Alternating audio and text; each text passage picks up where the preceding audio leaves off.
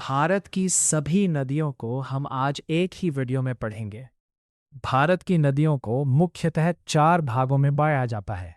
हिमालयी नदियाँ, प्रायद्वीपीय नदियाँ, अंतःप्रवाह नदियाँ और तटीय नदियाँ। ये चारों मिलकर भारत के जल, कृषि, सभ्यता और जीवन का आधार बनाती हैं। सबसे पहले आती हैं हिमालयी नदियाँ। ये नदियाँ हिमालय के ग्लेशियरों से निकलती हैं, इसीलिए इनमें पूरे साल पानी रहता है और इन्हें बारहमासी नदियाँ कहा जाता है। इनकी घाटियाँ गहरी होती हैं और इनमें बाढ़ की संभावना ज्यादा रहती है।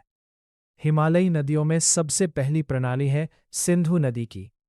इसका उद्गम तिब्बत के मानसरोवर क्षेत्र से होता है और ये पाकिस्तान होते हुए अरब सागर में गिरती है। इसकी प्रमुख सहायक नदियां हैं झेलम, चिनाब, रावी, ब्यास और सतलुज। प्राचीन सिंधु घाटी सभ्यता इसी नदी के किनारे विकसित हुई थी। दूसरी है गंगा नदी प्रणाली, जो भारत की सबसे महत्वपूर्ण नदी है। ये गंगोत्री ग्लेशियर से निकलती है और इसकी सहायक नदियां यमुना, घाघरा, गंडक और कोसी मिलकर भारत का सबसे उपजाऊ मैदान बनाती है। ये नदी धार्मिक, आर्थिक और सामाजिक दृष्टि से बहुत महत्व। तीसरी है ब्रह्मपुत्र नदी, जो तिब्बत में सांगपो के नाम से बहती है और भारत के असम में प्रवेश करने के बाद ब्रह्मपुत्र कहलाती है।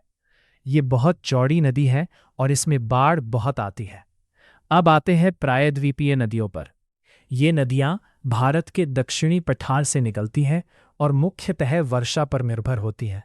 इसलिए इनमें पानी मौसमी होता है और इनकी घाटियां चौड़ी होती हैं।